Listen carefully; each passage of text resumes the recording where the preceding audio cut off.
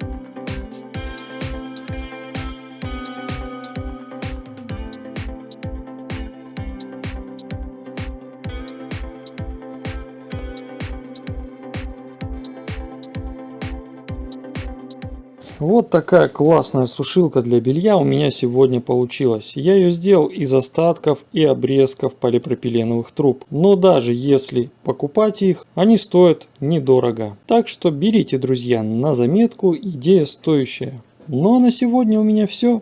Пока-пока.